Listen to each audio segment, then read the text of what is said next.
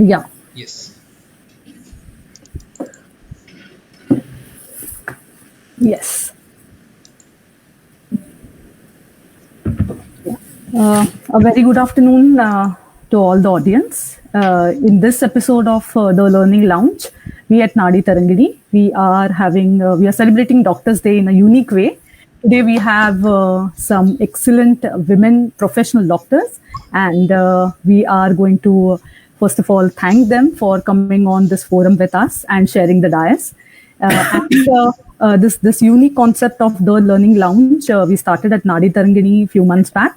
In the beginning phase at Learning Lounge, we had different topics, right from Ayurveda, from technology, data science, and slowly and steadily we thought that on this auspicious day of Doctors' Day, why not we connect with eminent female doctors in the field of medical science and try and understand how a person can become, a medical professional in their future by taking knowledge from their diverse experiences. So today I'm honored and I am grateful to all our speakers. We have Dr. Tejaswini Bhale Borse. She is the Ayurveda expert. We have Aarohi Tasgaonkar. She is an eminent gynecologist. We have Dr. Pooja Deshpande. She is an anesthesiologist. We have Dr. Suvarna Daherkar. She comes from US. I am grateful to you, Dr. Suvarna, for waking up so early for our audience. We have Dr. Rashmi Sane. She is a dentist and also a faculty.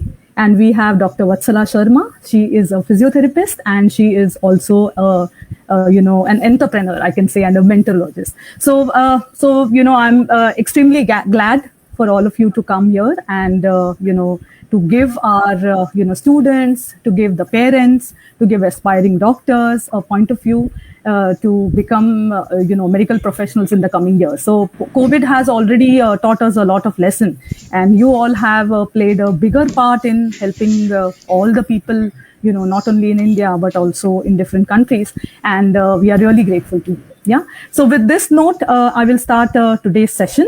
In the beginning of the session, we will be understanding what all these professionals are doing, and later on, I will be asking specific questions to each and every professional. And in the last part of our conversation, I will be taking up audience questions, so that if any audience has any particular question to a particular doctor, a particular professional, we will then be asking their questions, and they will be giving us the answers. Yeah. So thank you very much, doctors, to come on this forum today with us and helping the community understand your work, as well as if they want to be an aspiring professional in the coming future. Yeah. So our first speaker is Dr. Tejaswini Bhale Borse. She is a renowned figure in the field of Ayurveda with an extensive experience and notable achievements. She is a founder and head physician at Prakriti Ayurveda and Panchakarma Clinic in Pune since 2003. She specializes in managing women's health issues and lifestyle disorders. Dr. Tejaswini is also a consultant at Atreya Innovations Private Limited, contributing to research and development in the healthcare domain. She is also an established Nadi Pariksha expert and a mentor to many of her colleagues and students. Dr. Tejaswini is also an assistant professor for MBA College at Pune University, 𝐕𝐚𝐽𝐼𝐚S, since 2018, and with her vast knowledge and expertise, she has been actively in teaching Ayurveda courses and conducting research in the field of Ayurveda and Nadi Pariksha. Dr. Tejaswini's dedication and leadership skills have made her a super mentor, a guide, and a respected figure in the industry. And I'm extremely privileged to work with her and take the research work ahead with Atreya. We welcome you to the webinar, Dr. Tejaswini. Thank you so much, Shruti. Our next speaker is Dr. Aarohi Tasgaonkar. She is a very close friend of mine. She is a renowned obstetrician and gynecologist in Thane. She has an impressive academic background, including an MS in obstetrics and gynecology from the Grant Medical College and Sir JJ Group of Hospitals, with a DNB OBGY degree from the National Board of Examinations and a fellowship in gynec endoscopy under the guidance of Dr. Harish. Dr. Aarohi brings an immense wealth of knowledge and expertise to the field, Currently, she is a consultant in renowned hospitals such as Bethany Hospital, Curie Hospital, Sri Mahavir Jain Trust Hospital, and Neon Hospital. She is also a freelancing gynec endoscopic surgeon, and she has dedicated to providing ethical and empathetic care to her patients. She is driven by the mission to provide minimal access surgery in laparoscopy and hysterectomy, affordable and accessible to all. So she is an extremely humble person. She always has this big radiant smile, and we welcome to our webinar Dr. Arohi. Thanks for coming. Our next speaker is Dr. Pooja Deshpande. She is also a very close friend of mine. Dr. Pooja has an impressive qualification, including an MBBS degree from MUHS Nasik University, a DNB anesthesiology from the National Board of Examinations, and she also holds a fellowship in advanced regional anesthesia from Ganga Hospital and Research Center. Dr. Pooja is currently serving as the head anesthesiologist at Ankura Mother and Child Care in Aun, Pune. And Dr. Pooja has major achievements, including poster presentation at ISA Con Maharashtra on various techniques of induction in cleft lip and palate surgeries and post-operative pain relief surgeries. Furthermore, she has training in basic advanced life support as well as trauma life support, which has enhanced her expertise. She has been published in reputable international as well as national journals, such as Egyptian Journal of Anesthesia and the Indian Journal of Applied Research. She has immense expertise in the field of anesthesiology, particularly in pediatric anesthesia, high-risk obstetrics, as well as cardiac anesthesia. We welcome to the webinar, Dr. Pooja. Thank you. Hi. Yeah. Next, we have Dr. Suvarna Daherkar. Hello, ma'am. Thank you very much.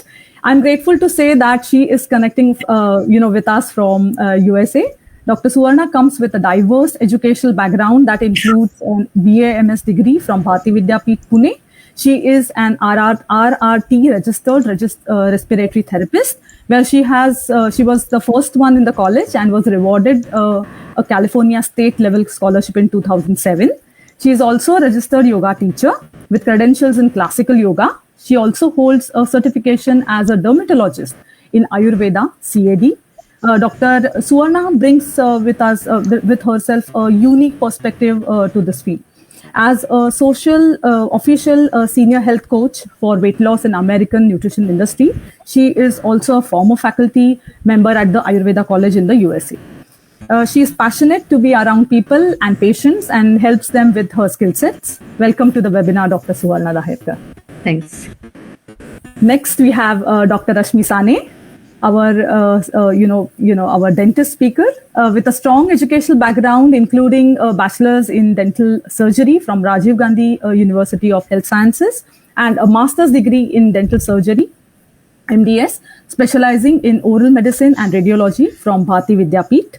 She brings extensive expertise to the field. Currently, she is an assistant professor in the Department of Oral Medicine and Radiology at Bharati Vidyapeeth Dental College and Hospital in Pune. She has accumulated 8 years of teaching experience. Her professional work encompasses various aspects of oral healthcare, including the diagnosis of dentofacial irregularities, utilizing advanced maxillofacial radiographic techniques, and management of oral mucosal precancerous as well as cancerous lesions.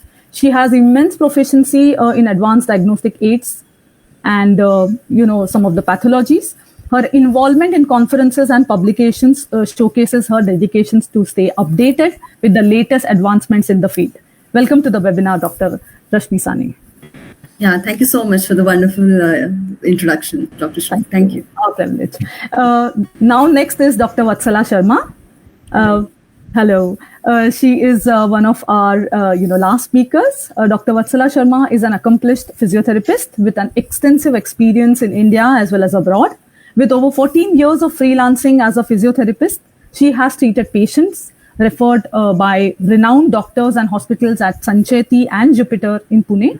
Driven by her passion for education, she founded a startup named 𝐒𝐩𝐯, a foreign education and immigration firm where she provides invaluable guidance to aspiring students. Equipped with a master's degree in physiotherapy, specializing in orthopedics, Dr. Vatsala possesses a wide range of skills including expertise in manual therapy, gait analysis, and differential diagnosis.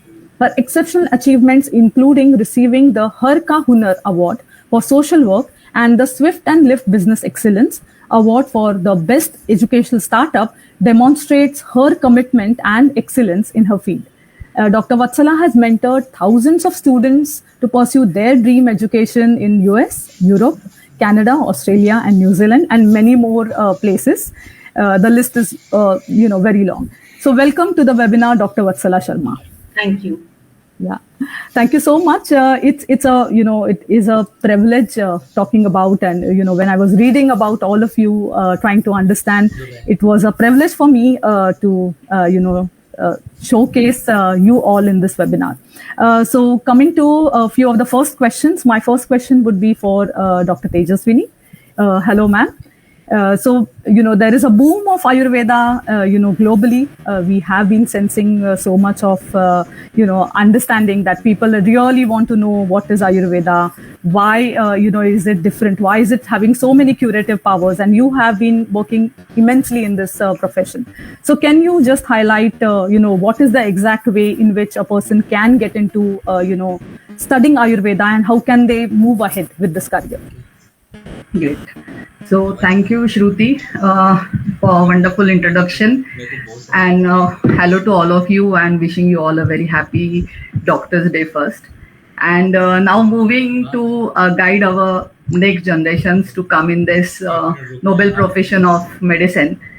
As a Ayurveda practitioner and now practicing in Pune and treating patients from different countries also. So I have whatever the clinical knowledge I have, and along with that, as an academician and to teaching the students, or not only students, I will say many people who are interested in now Ayurveda. So last 20 years I am practicing, and now for 16 years I am just spreading this knowledge of Ayurveda. So to guide our students, I will divide these things in different steps. So many students who have joined today, they are preparing for 12th or the entrance exam for the medicine. So let me give them idea about the course which is there for Ayurveda in India, and the degree or the course name is the Bachelors of Ayurveda Medicine and Surgery. Okay, so BAMS stands for Ayurveda Medicine and Surgery, because many people don't know that there is surgery in Ayurveda, there is gynecology in Ayurveda, only medicine or the Panchakarma is not Ayurveda. Along with that, we are having all these degrees. Okay, we can do all these practices. Along with that, we can do masters in Ayurveda. Okay, so MD medicine, which is there. So in Ayurveda degrees, we called it MD Chikitsa.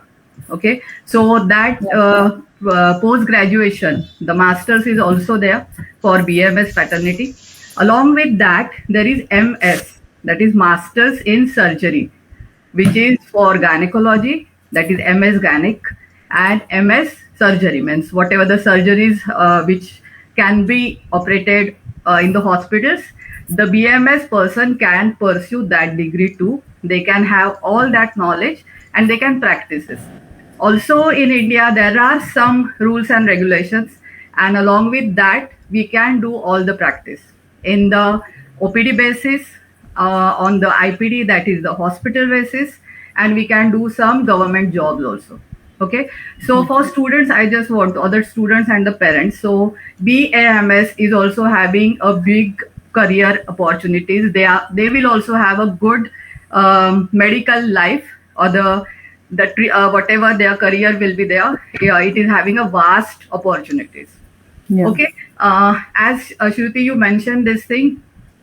As I go ahead and ahead in India and abroad, now Dr. Suvarna will explain about that later. But what I do, that in India we can do all the practices with medicine, Panchakarma, any government job. Research is very important thing. In the same way, for the abroad people, we can give the treatments over there. Now online consultation is open after this pandemic. Earlier we used to do it, but in a lesser way, but now it is in boom after this pandemic. So online consultations are available for the students or the people who wish to get more and more help with the lifestyle corrections. That is a very great opportunity in India also and abroad also. So with the lifestyle corrections as a wellness centers, the people or the students can work in India and abroad. And the third one, which is very important, that is the teaching.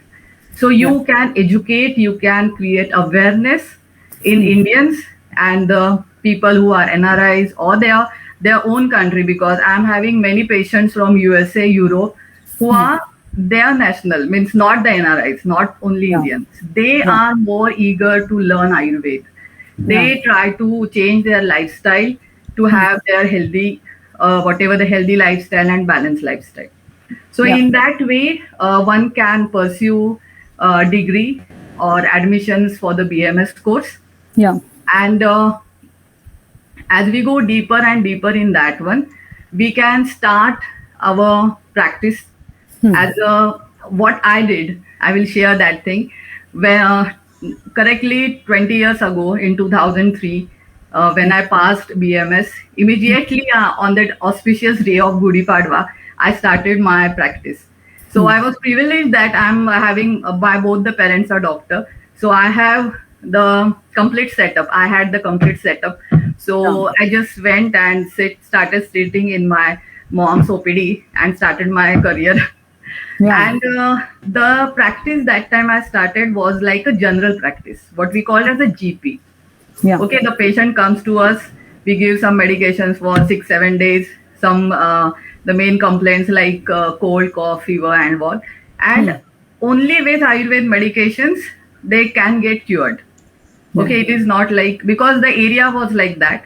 So I started with GP. So in Ayurveda, GP also works very well.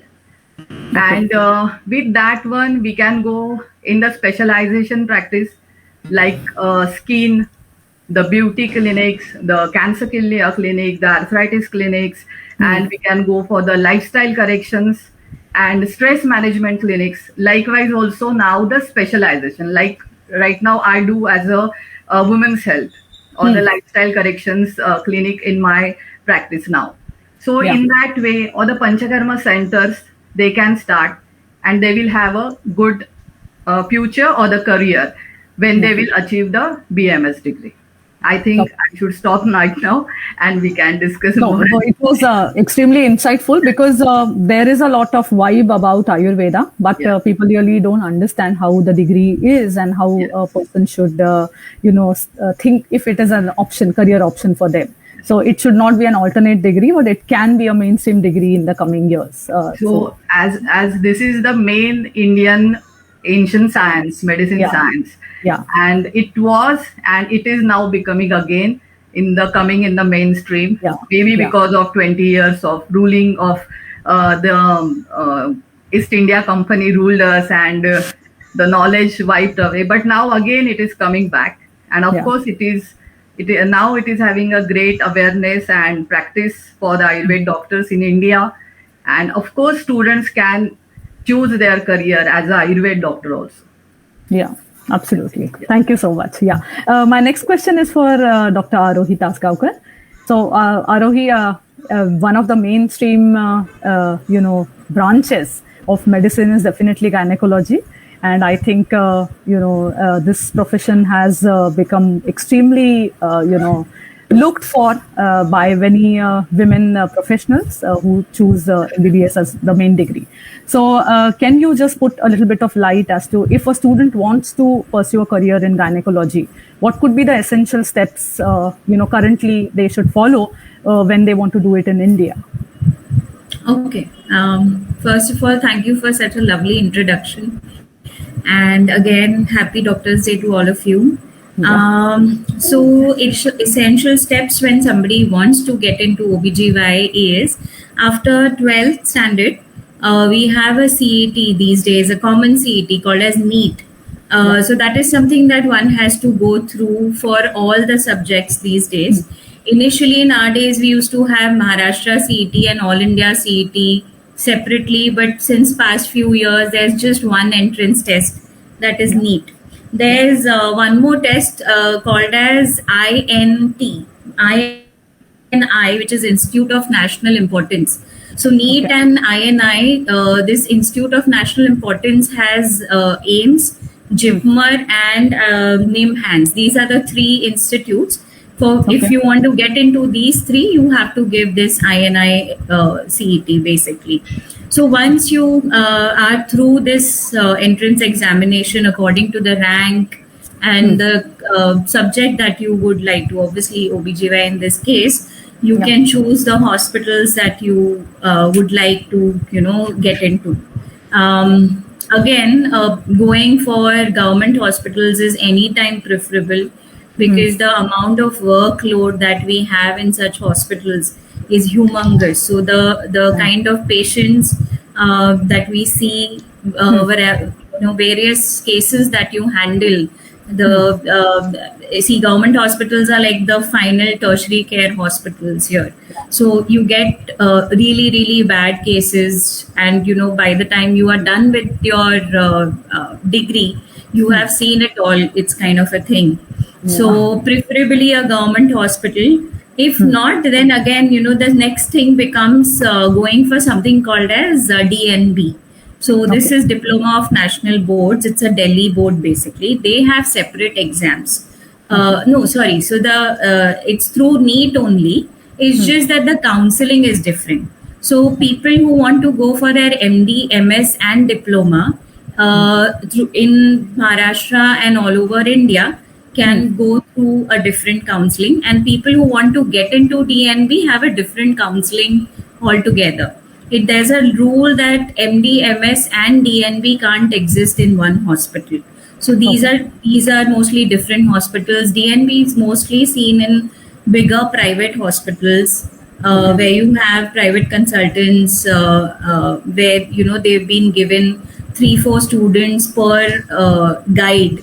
And then, it's again a 3-year degree. All these, so MD, MS, these days gynecology has become an MS. Initially it was MD OBGY, but now, they've given us a surgical degree. So MS or DNB has to be a 3 years course, and diploma is a 2-year course. So that's about it.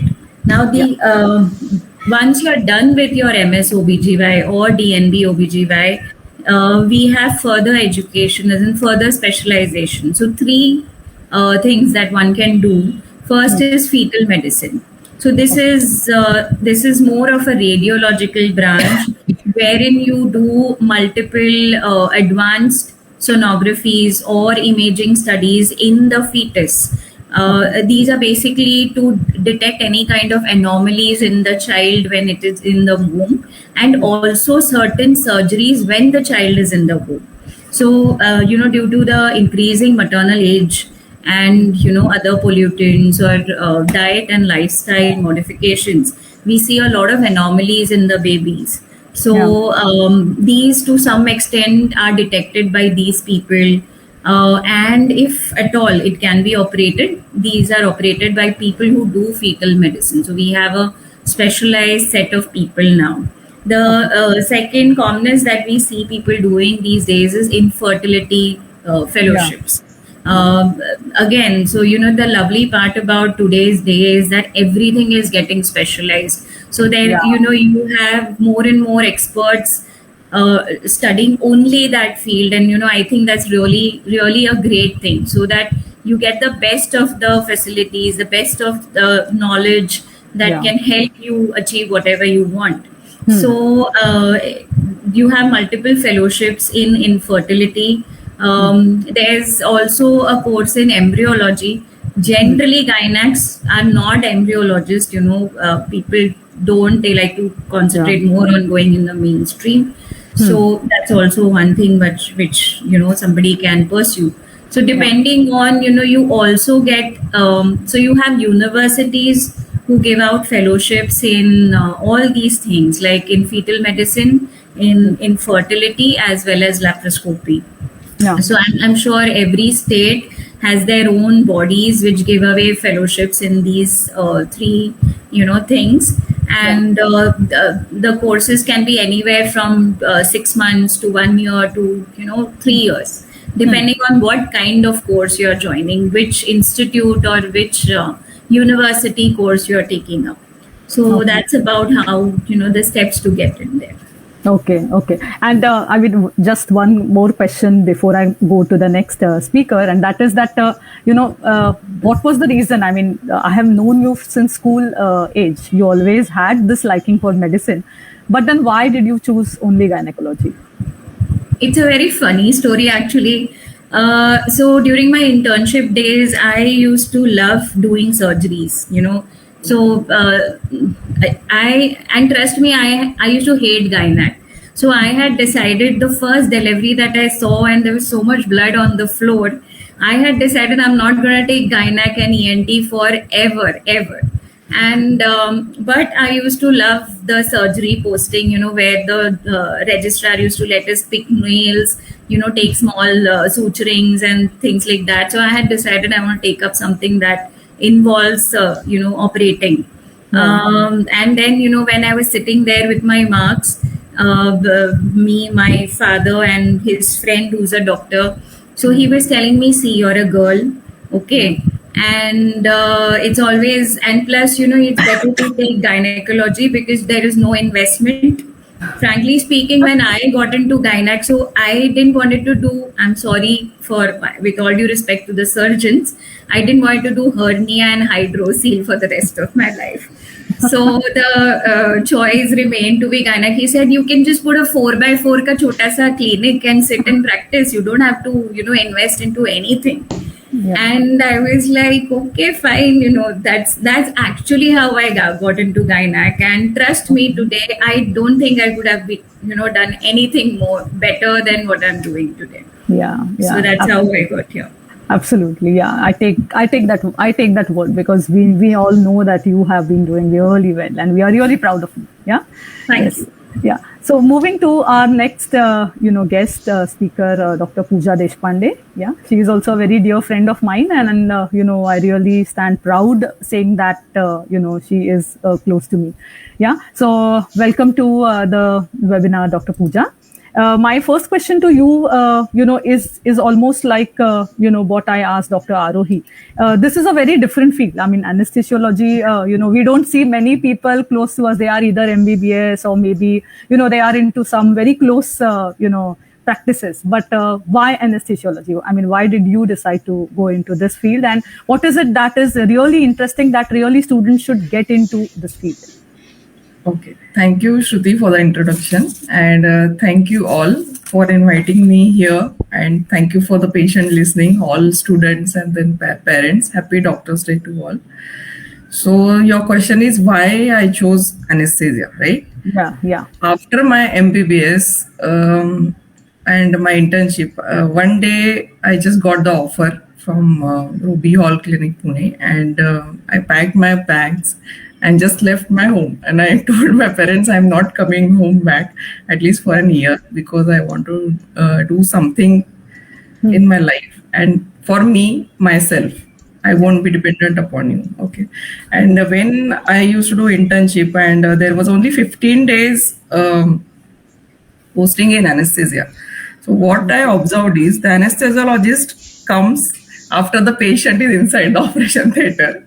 He comes, changes to give anesthesia, shifts the patient in the recovery room, and they can go. Like there is no investment. Okay. And there is no clinic, there is no direct communication to the patient. Just you have to talk to the relatives about whatever anesthesia related complications are there, and you have to counsel the patient's relatives. That's it. But there are no ward rounds. Okay, there are no OPDs.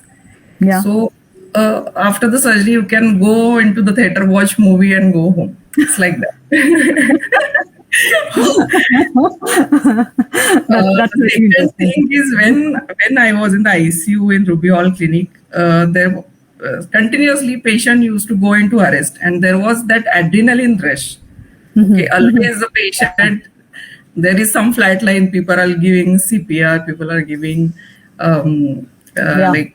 continuous, there is something going on. So that kept the ICU lively. So I decided either I would go into medicine or into something which can give me adrenaline rush. I don't want to go into skin or radiology, or at least not in pathology. So something which is clinical, and I didn't want to go into surgical branch. So the only option left was anesthesia or medicine, and then I chose anesthesia because there was no investment. Same as Arohi. Yeah, I think, yeah, I mean, both of you did, say the right thing, because when we do not have parents who come directly as a descendant of, medical background, it's very important for us to really choose in the correct way, so that, definitely we become, or we become independent women or independent, persons, but definitely we also contribute to the community. And I definitely see both of you doing that. I mean, all of you doing that, but when it comes to Pooja and Arohi, I can definitely say that. I see that, yeah. And yes, definitely I have many questions. We also are getting many, insights from different students and parents, and I will be coming back to all of you again, yeah. Next we have Dr. Suvarna. Hello, Dr. Suvarna. A very good morning to you. And thanks for coming in as one of the speakers so early, in the morning. My pleasure. Yeah. You come from the Ayurveda field, and, what I just said in the beginning of my talk is that Ayurveda is really catching up, momentum. And, it is now, the biggest, thing that thing we can say that everybody wants to get into Ayurveda, do something, big for themselves as well as the country. So what was your first experience when you finished Ayurveda, you went abroad, and, what were the different steps that you took as, part of your career? Okay, big question, because the answer would be like last 21 years what I did. Well, first, thank you, Shruti, for having me here, and listening to these beautiful, talented ladies. I was almost lost, and I was back in my college age. And yeah, believe me, your stories were so inspiring, even right now, today, at this age to me, after having different degrees. So how much you all are inspiring the audience right now, I can imagine.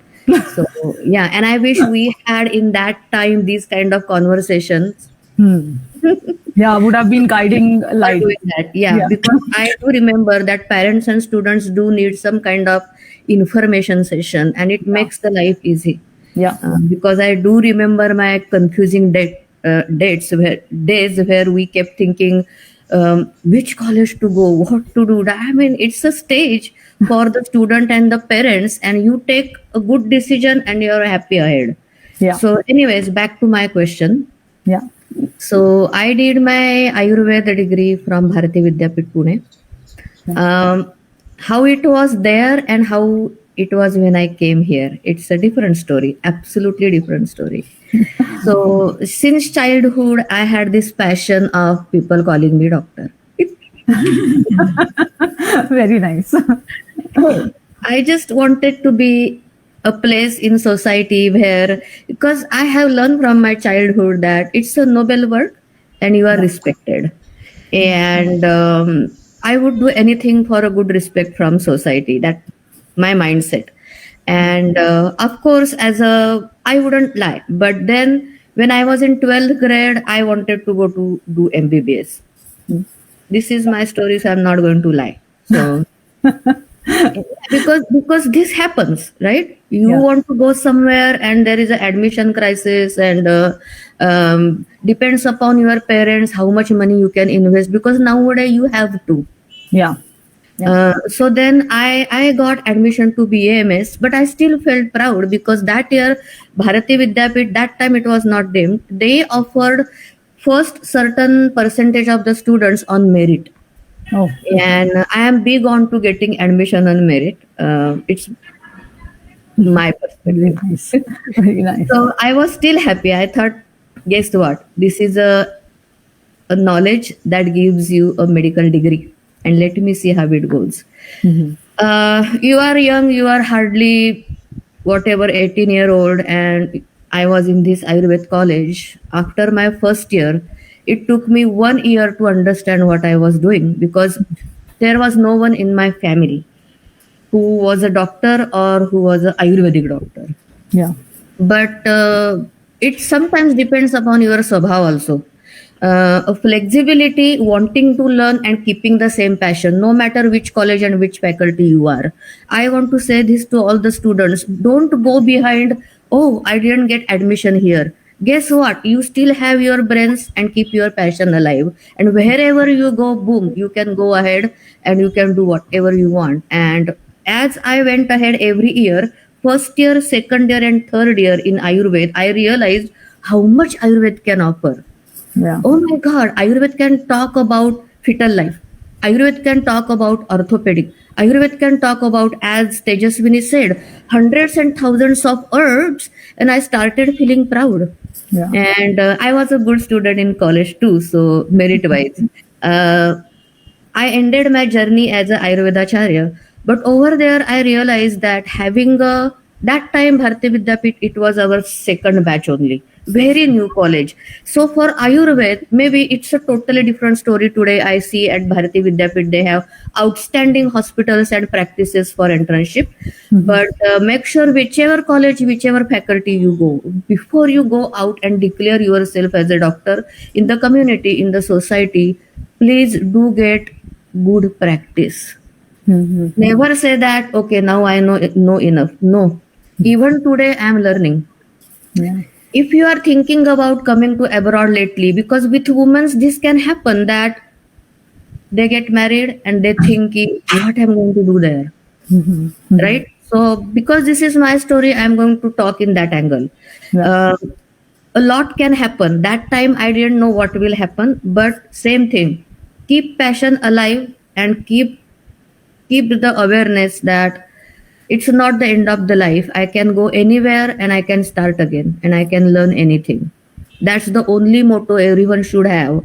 And because medical field is pretty intensive and the knowledge is never in vain. Yeah. Anything you learn in any medical field, even today, I will tell you, it is all integrated.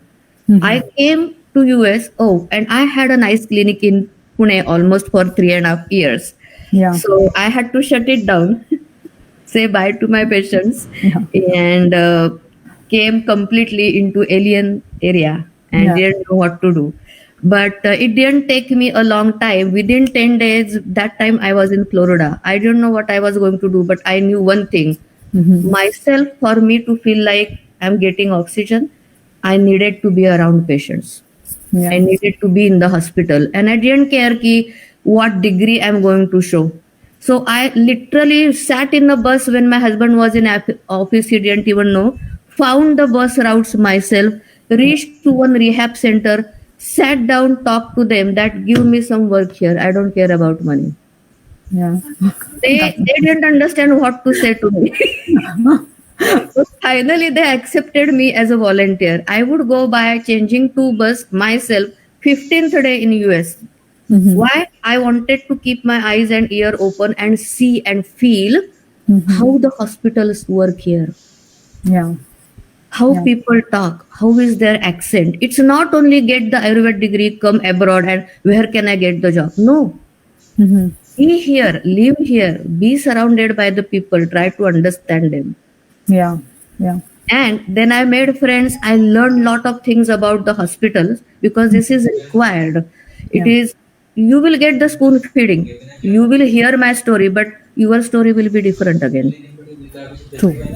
From there, my journey started, and then I came to California where I met someone, and she told me that she was from the Ayurvedic field. She had that time her own clinic, not clinic you can say in California, her space wellness center, and I got some insight that how I can start little practice in my own community.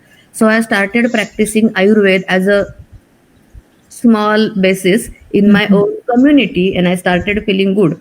Yeah. Later, I realized that no, for me, if I want to talk to any American client, I need to feel confident. And if she is talking to me with any respiratory issues, gynec issue, as an Ayurvedic doctor, I need to understand everything. True that. Because the faith you develop within the first meeting is very important. And I realized that education is always required to go ahead. Yeah. And because you are in the country where none of their generations know what Ayurveda is, why would they trust you? And you cannot expect that from them. So be with them. So that's what I did. I started searching for colleges, and I got into respiratory therapy college. But it's not easy. If you come to US, and if you have a bachelor's in Ayurveda degree, you get your transcripts here. Yeah. And every state rules are different. Every college dean is different. Yeah. So you can sit with them, have a talk, have the counseling, and they do one thing. Any course you want to do here as an Ayurvedic doctor, you are allowed to do. Okay. But you cannot directly, okay, this is big part, big hurdle. You cannot directly go to respiratory college and say, yellow, I have this degree, give me admission. No. That's a fact. To the counselor, they will give you such a huge list of something called as prerequisites. I was very mad at that time that why I would do US history, California history, chemistry, blah, blah, math, algebra. Really? Yes, I have done all that, by the way. But today I realized that if there is another student from America coming for admission, and here I am bringing my degree, which no one understands what it is, but I kept saying this is a doctor's degree. Yeah. Then how they do justice with those students? Yeah. So you have to have certain degree, certain education in America for them to feel that this is about patients. They don't want a person who they don't know what kind of chemistry, anatomy you have learned. This is for safety. We are in the field of medical field. So never get mad if someone asks you to do certain education, because it is for safety. They want to make sure you have learned their way, or you have revised the knowledge. Yeah. So here your anatomy physiology transcripts would not work if they are from more than 5 years. So you will have to take everything again. Yes. Yeah. And that is called as prerequisites. So I did a ton of prerequisites, and after you finish the prerequisites, you can apply for respiratory therapy. Respiratory therapy is a associate degree, because after marriage, that time my son was hardly 1 year old. It is very difficult because even to go to the college, you need a car, you need a driving license. It starts from there. Nothing is easy. Far distances, you need car and language. You need to understand their accent. Whoever wants to come here, make sure that you have little command on English. Sorry to say this, but this is requirement. Yeah. Not only understanding English, but you have to be here with those people as a student, as do some kind of job, understand the way they are talking. Yeah. You need to know their culture, their food, their beliefs. Then you can tell them about dinacharya. Dinacharya, rutucharya, wellness, keeping the swasthya, biggest part in Ayurveda, swasthasya swasthya rakshanam.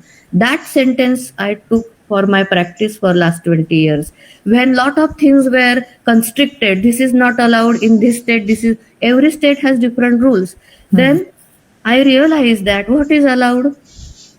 Helping someone to achieve swasthasya swasthya rakshanam. Yeah. What I can do, tell them what to eat, what not to eat, what to do, what not to do. Today, there is a fancy word, lifestyle change. But that is mentioned thousands of years back in Ayurveda, and that's the fundamental of Ayurveda. Not always you need to have 100 herbs in front of you. If you have, that's great. But Ayurveda is aisa vatta vruksha hai कि there are so many branches. You take one branch, you can still go ahead. Yeah. If you know how to do the Prakriti Pariksha by seeing the pulse, Vata, Pitta, Kapha, Prakriti, you can guide a person. What will keep you healthy? What you should avoid?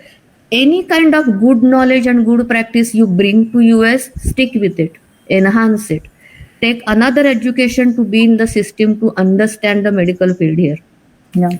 So I did the respiratory therapy. I took it very seriously. Even in the algebra, I was first in the college. Which I felt like I'm going to fail. Not only because I hated math, but because my professor was British. And first 2 days, I came back home. I said, you know what, Atul, that's my husband. I'm going to drop it. I can't understand what he's saying. So I even met him into his room, and I said that, you know what, my problem is I'm straightforward. Girls, I can go ahead and talk to anyone about anything. You want to go ahead, you cannot be shy. Go talk. I told him that, you know what, I want to learn, but I don't understand one single word what you say. Yeah. Yeah. But he said, but whatever you are talking to me in English, that is enough for you to pass. Yeah. The same with the history classes. So I started going to library, and whatever topic he is teaching, gather books from the public library, sit in the night, whole night I used to study, and then prepare myself ahead of time, one chapter ahead of what he is teaching. Yeah. So this, I'm not saying how proud I am, but if you want to do anything in life, be passionate. No matter it is a prerequisite before even your dream starts, Yeah. your BA, MS degree or whatever. Yeah. The passion alive, and it will take you ahead 100%. Yeah. So I got my respiratory therapy, and because I came first in college, I got the job in very, very renowned hospitals in California, which is CPMC, for example, which is specialized in neonatal ICU. So anyone who has Ayurvedic degree wants to come here until you find your route, until you find your resources, which are right now in last 5 years, there are a lot of things. You can do Ayurvedic counseling, you can do you can be Ayurvedic practitioner, you can teach in the colleges here, you can have the yoga degrees accompanied with Ayurveda, which really works good here, which I have, because that gives you opening to go anywhere. As an Ayurvedic doctor, I cannot enter anyone's facility sometimes, but as a yoga teacher, I can go to IT companies, I can go to schools. I have been so many places and be in the society. Let them know that you hold some knowledge, some degrees which are helpful for their health. And that's how you start the connections, not by only knowing what you can do here. Yeah. So then after taking respiratory degree, I took yoga degree, then I became Ayurvedic certification in dermatology. I kept practicing. And today I'm pretty content, happy. Yeah. Throw yourself into society without selflessly. Be around people, offer your knowledge. Ayurveda has absolutely stunning knowledge and wisdom. Don't feel down. Okay, what can I do with my degree immediately? Keep patience. I have used Ayurveda since my kids are born for Balguti. We have this concept in India. You can rub the herbs on that stone slate, create a good combination of herbs, and it's like a cure for them not to get sick. And I'm very proud. I never took my kids until they were a certain age to any hospital, and since their birth, I can use my Ayurveda. What else you want? So, yeah, even my in-laws come here. They are at peace. They know that Suvarna would do something if things go wrong. So your knowledge is never in vain. You can use it anywhere, any place, in your house, for yourself, for others. If you come here, accompany it with some other degrees, not to add up the degrees, but to gain experience of the medical field here. Gain knowledge that increases the confidence and also improves your personality. Because does the personality matter? Sometimes it does in the country like America. So that is my experience, and all that helps. I think I should stop. No. I mean, we are really enlightened, and yes, we are getting a long list of questions for all of you, but I will be coming back to you. Thank you, Dr. Suvarna. Next we have is Dr. Rashmi. Hello, Dr. Rashmi.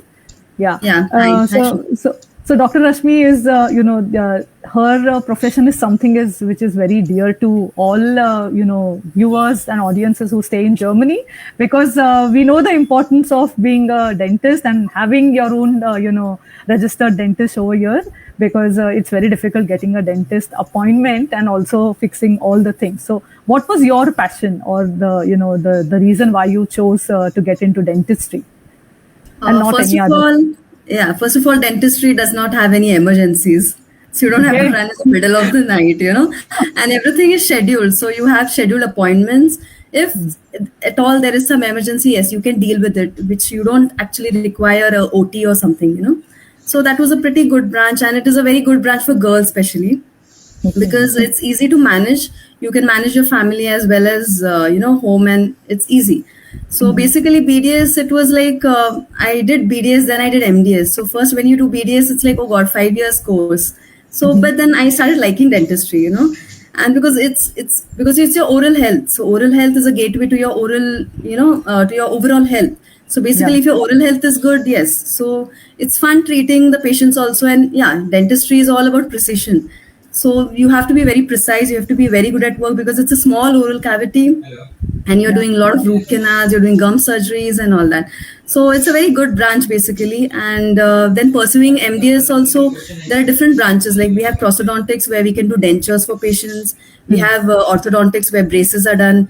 Then we have oral medicine and radiology, which I am a part of that branch. I specialize in that.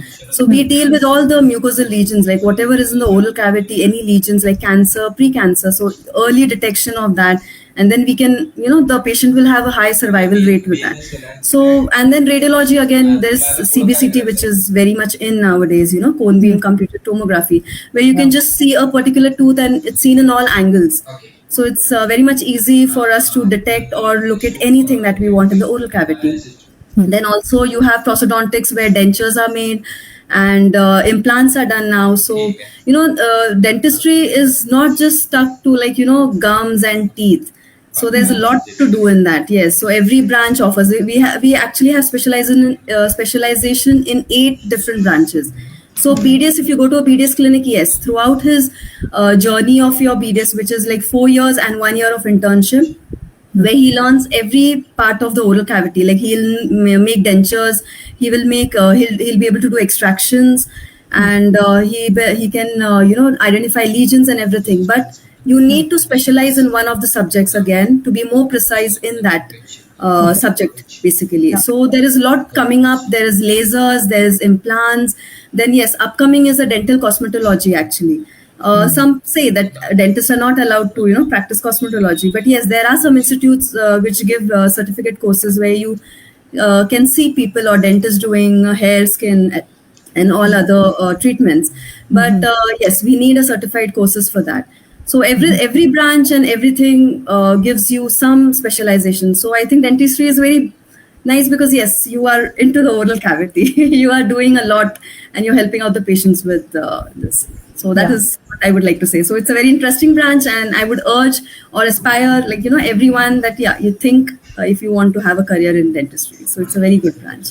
Yes. Yeah. That's very interesting to know because when I started practicing what I can say, wellness, my wellness journey with Dr. Tejaswini under her guidance.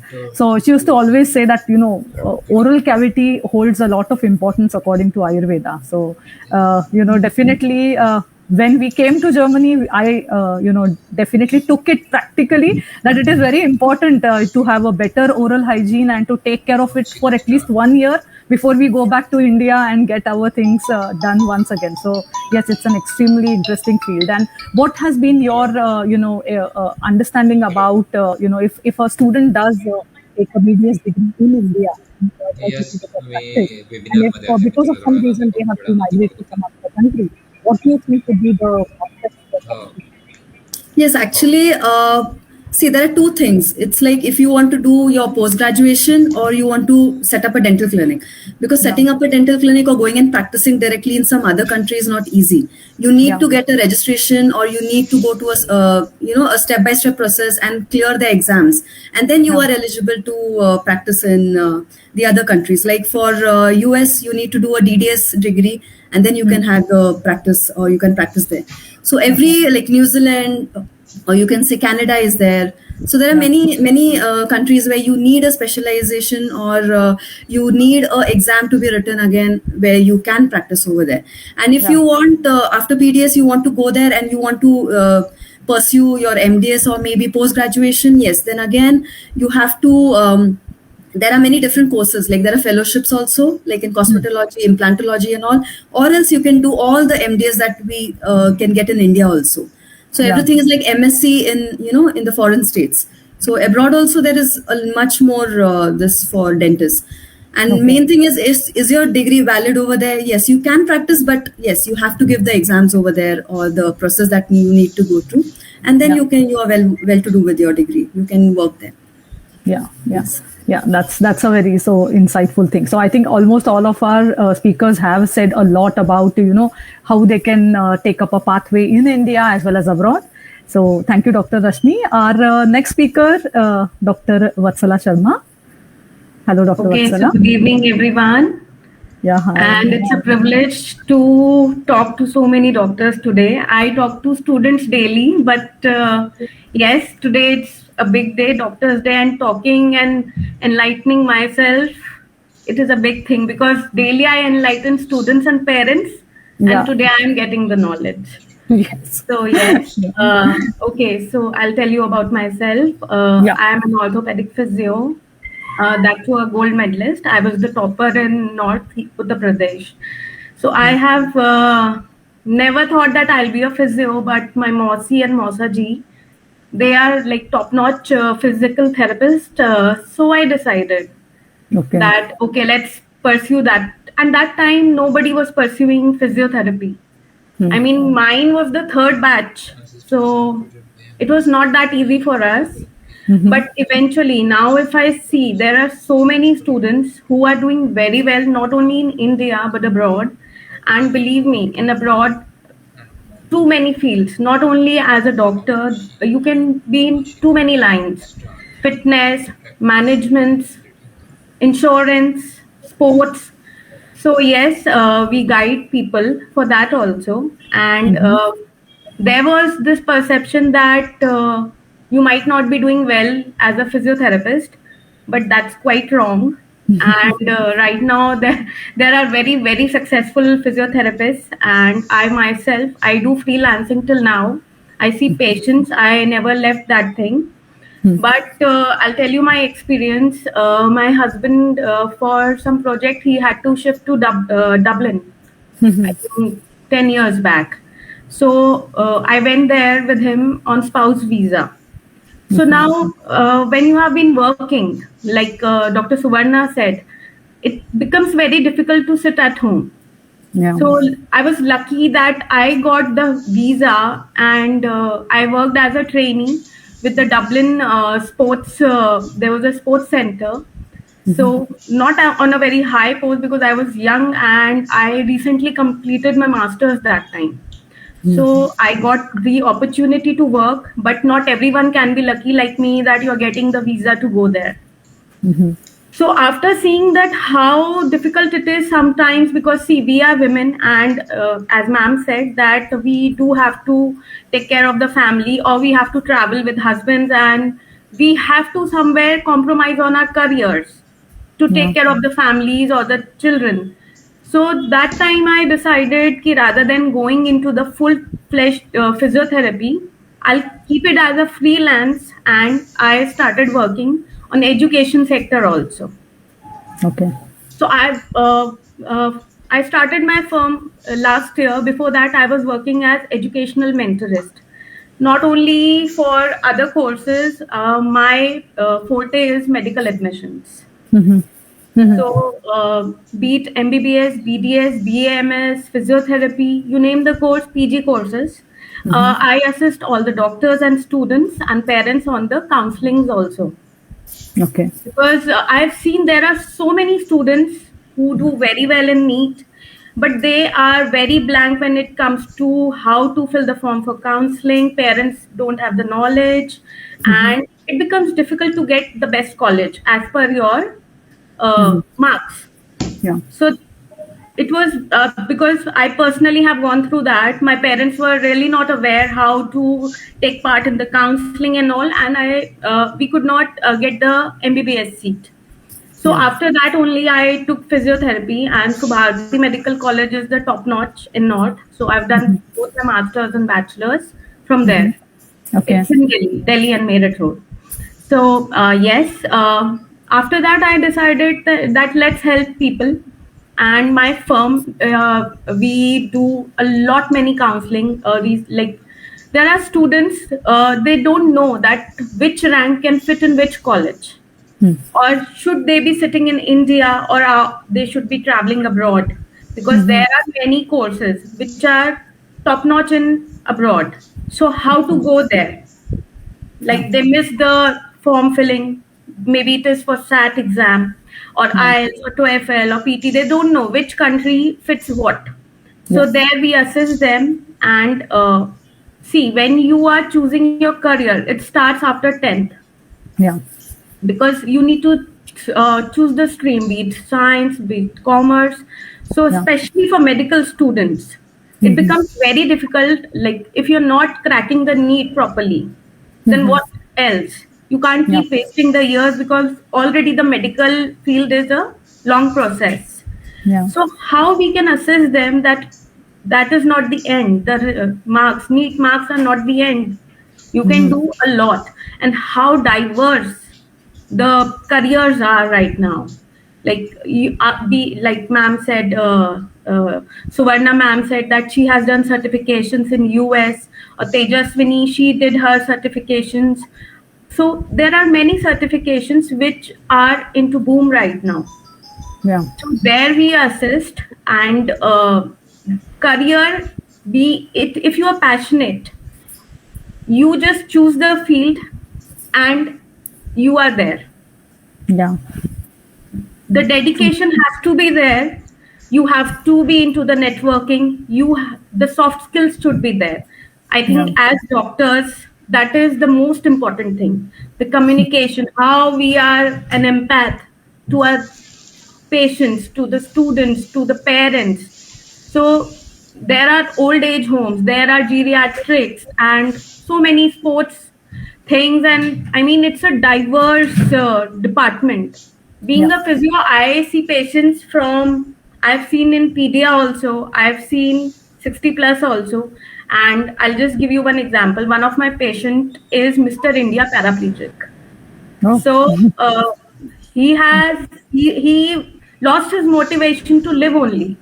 But look at him right now. He's a rugby champion, and he is Mr. India paraplegic. You can search on Facebook or Instagram, Nikhil Gupta. He is one of my very, very privileged patients, and he was so thankful that Vatsala, you gave me the motivation to live.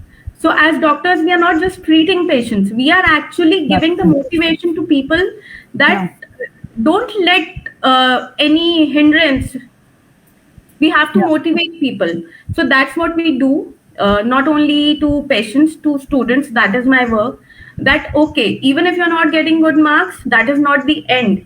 Not everyone can be Dr. Trehan. I'm just saying it that way. We all are doing well. So there we assist, and I'm here to guide if there are questions like whichever country. Let me tell that I deal in Germany, I deal in UK, European countries, Canadian countries, then we deal in US, Australia. So we guide parents and students, like what all can be the cost. You can compare the cost and how much you can earn per country, what all visas we can apply for you. Then there are like wages. You can work part-time, how you can earn part-time, how what all licenses you need when you are traveling abroad or in India also. So we and my firm is there to assist you. We have a team of counselors, and we are ready to help. Yeah, that's a great thing. So after the session, if anybody needs any insights about Dr. Vatsala's work, we would be happy to share. Yeah. My next question would be for Pooja, Dr. Pooja. So, Dr. Pooja, you have a tiny kid, and you are trying to balance your daily life as well as your challenging job. So, what would be your inputs for women who want to get into medicine, because all of them have that risk that maybe after some years I won't be able to work. Yeah, it becomes very difficult, Shruti, because you are in the emergency branch and you cannot say no. Yeah. Okay, because it is the part and parcel of your career. So what happens is sometimes you have to take break for at least 6 months to 1 year till the child grows and be of their own. And later on, you can start practicing as a freelancer, or you can take a job where there are no emergencies. There are some hospitals where they offer you that kind of a job where the night duty doctors are different and you are just a part of a day duty, like 9 to 5. Then you can work in an ICU as well. Being an anesthetist, you are the most important part of the ICU and critical care. So in critical care also, there are jobs where you can go at 8 o'clock in the morning and come by 5 or 8 hours duty, like that. And if you are a pain physician, like if you have done the courses in the chronic pain after your MD anesthesia or DNB anesthesia, then there are no emergencies. So it's like your own clinic, own OPD, your own patients, and you can treat them whenever you want according to the appointments. So there are some options. You can get attached to the medical college, and in medical college, you can request them that for a few months, I won't be able to do the night duties. So it goes like that. And there are options in India where you can work like that. And you can do freelancing. There is so much of work in the market. There are very less freelancers nowadays because everybody is trying to get attached to the medical college or government setup, or they are into the corporate world. So, and small clinics are getting closed day by day because of the so much of restriction of the government and because of the, So that's why we have the option of doing freelance. Eventually you have to take the break, or you have to do the part-time for some time, and then you can again go into the race and do the night duties and emergencies. Absolutely. Wonderful. Thank you. Dr. Aarohi, this is an interesting question for you. It came up to, it came out from one of my daughter's friend. So his parents want to know that, gynecology is something which is mostly for women. Yeah. So there was recently a movie also on this whole topic. Dr. G. So what is your understanding? Like, is it a field which definitely boys or males should also go into, because we have seen some fantastic gynecologist males in the past. So what is your understanding? How would you motivate more and more people to come in? See, I have a senior who, if somebody says that, I want a female doctor, or, in general, they generally would like to go to a female surgeon, and obviously gynac, they prefer going to a female. So he says, doctor astu, tu kai male and female nastu. That is what he, always tells them. So again, I think it's a misconception that a gynac should always be doctor, right? Like you said rightly, that, so many, famous doctors are males, gynacs are males. And again, see, these days, gynecology is not only deliveries, right? It is infertility, it is fetal medicine, it is laparoscopy. If you see, so many laparoscopic surgeons are mostly male, because, somehow, unfortunately, surgical branches have been dominated for all these years by men. After a very long time, I think women started venturing into it. So now we see a lot of women in, laparoscopy or other fields. So definitely, I would say that it's a misconception. And again, although some, there are women who would hesitate to go to a male person, because, it's all these things about gynac are so personal and everything. But again, I have not seen, everybody who that I have seen practicing, I think, the way they talk, or, the way they are empathetic towards the patients is really, really great. The interaction. Sometimes I think, a woman may be in a bad mood and snap at somebody. I don't think a man will do that ever.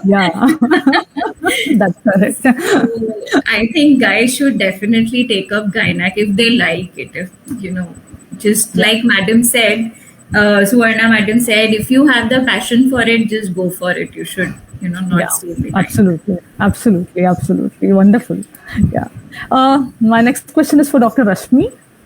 You are also a practicing faculty Yes. So this is something different. I mean, many of us see that, when you are a dentist, people think that they should start a clinical setup of their own.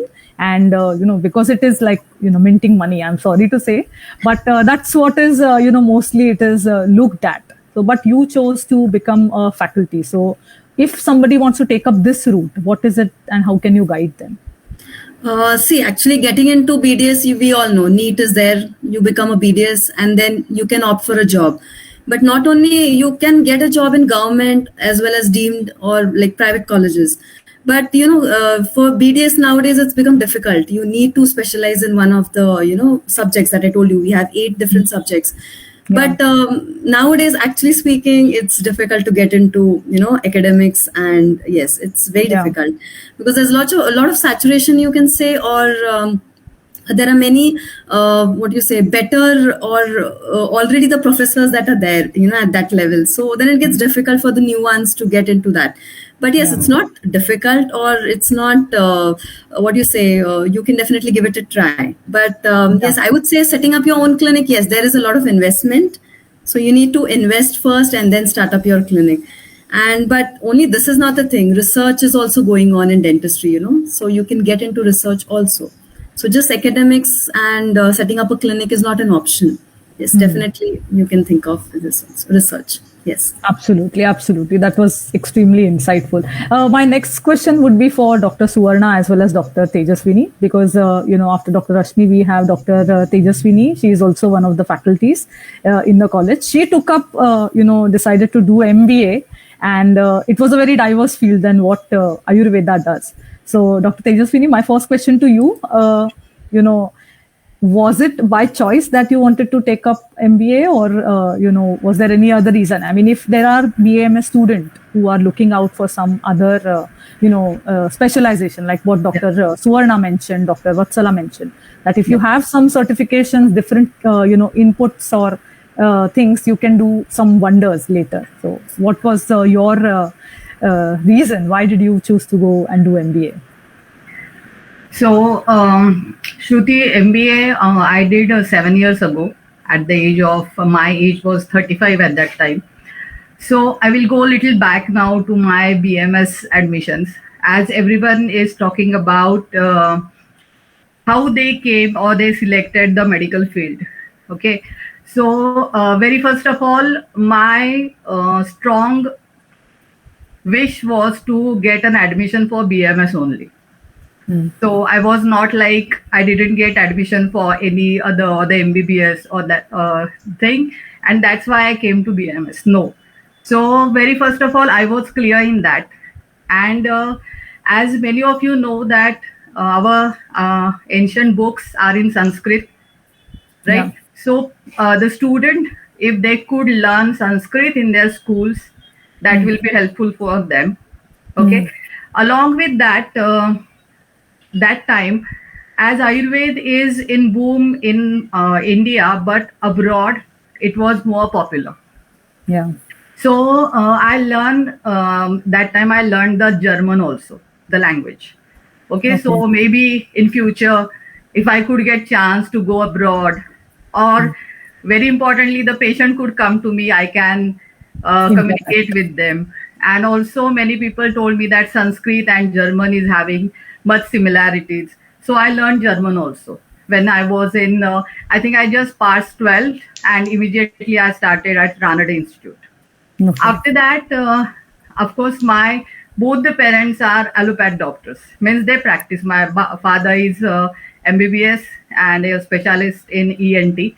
And my mother was a gynecologist. She had the degree of Ayurveda, but that time they could do the completely, means no Ayurveda knowledge was not, or the colleges was not that much, but they got more and more allopath knowledge. So she had her own gynec hospital. So I had allopath from both of them, but for my heart, Ayurveda was there. So I selected only BMS. Yeah. Now, as Dr. Suvarna said, first year we couldn't understand anything. But fortunately, I was passionate about the medical field only. I was topper in anatomy. I was topper in the different the subjects, because that time our course was under University of Pune. Later on, the Nasik board or the this university came. So I must say that as students are getting admissions for medical field, they can consider that, okay, I want to do Ayurveda only. They can select that. They can say, I have to do only dentistry. They can say, I want to do only MBBS. So Ayurveda will be not by, say, admission nahi मिळाली म्हणून आलो. So that should not, because as I'm saying, we are having vast fields open for Ayurveda people. Now this new generation is more motivated. They know all the things very well than us. Okay, so they can select. So these are a few things they can try to learn from their 10th, 12th, okay, with all their admission processes and all. Yeah. So along with that, as Aro is here, I just remember I was very much passionate about the gynec. I learned hard. I got good marks in gynecology. But unfortunately, that year, the entrance exam came. Ours was the first batch. And that time, we had no practice to give the MCQs. We can write the paper very nicely. We can give the practicals, okay, but no MCQs. That was very hard for me. I feel that all questions are correct. All answers are correct. So that time I got an admission for MS Gynecology, but that was not in Pune. Okay, the college was under University of Pune, but it was outside the city. So I denied the admission. Okay, so from this experience, and as we are the we want everything on our merit. We got best marks 10th, 12th in our degree and all. For MD also, I was on merit only. I will take everything on merit. So that college was outside the Pune city, I will say. I denied. I didn't get. I am not filled the form also. I came back and cried a lot that I lost my seat. Yeah. But now I just want to give this thought to next students that if you get admission for any college, anywhere, in city or in rural area, whatever, because we are having good setup over there also, don't deny it. Okay, if you are passionate for medical field, take admission wherever you will get. Okay, so then as I lost gynec seat, so but in my practice I accommodated gynec as a woman's health for infertility, for ANC in Ayurveda way. So I started practicing that because I can't live without those things. Of course, as I don't have MS Gynec degree, I couldn't do surgeries. That is the only thing. Yeah. But now later on, as everyone is saying that we should have urge to learn more and more. And that's the thing that drives me towards to learn MBA. So in the same college where I did my Ayurveda, 𝐤𝐸𝐴 𝐻𝐿𝐼, the renowned institute in India and abroad also, people know 𝐤𝐸𝐴 very well. We are having we are having one more college for management studies on Karve Road. So there I took the admission. Of course, everyone is known to me. They also know me because that's my main institute. And I found it's such an interesting one that in today's life, how we can accommodate all the management knowledge in our practice also. Okay. Everyone said that there is a lack of guidance from the parents, right? They don't know much about medical field, how to start the medicine clinics or hospitals, about the investments and all. But the management studies can give you more enlightenment for that or the knowledge for that. So after studying MBA, I can guide. I started guiding the students also that how you can start your career, how you can start finding way to establish your clinic or hospital or any job. Okay, so through that one, you can get if knowledge is there, you can give a best guidance. That is very important thing. Now in market. I did MBA marketing. That is also a story because my mentor was a MBA marketing, and I'm very much thankful to him. He is also an Ayurveda doctor, and he did MBA. So Dr. Atul Kapdi sir from my college, he gave the best guidance to me. I scored, and I means for the MBA also, I did with my clinical practice with my kids, both the kids. My daughter was just 2 years old at that time, and with that one, I did full-time MBA course. So that is very important. Just degree is not important. You have to attend college. You have to learn all the things. And there, I learned economics also. As Suvarna ma'am said, we came back to algebra. So I remember all those days from 11th, 12th, how we, because I did 1 year engineering also. I was in Bachelor's of Computer Science too, but my passion was to go to medicine. So I shifted from that place.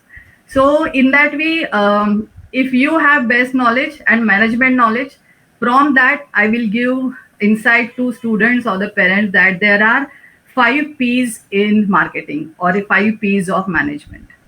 And considering those P's, okay, you have to plan your career. You should plan it. It is not just only the investment, but of course your product. Okay, so product means we can say it is our services, what we are going to offer. If you do the specialization, that is best one. That I am the Ayurveda gynec. I am the Ayurveda arthritis specialist. I am the wellness specialist. I am the whatever the thing is, lifestyle corrections or the yoga.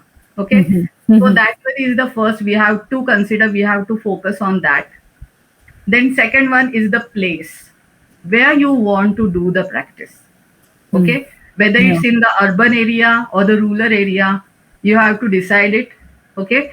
The customer or the patient will change. According to that, the mindset changes. You have to study those things also. And then you can do your third P, which is the promotion. How you can, now this word is materialistic, they need everything on Google.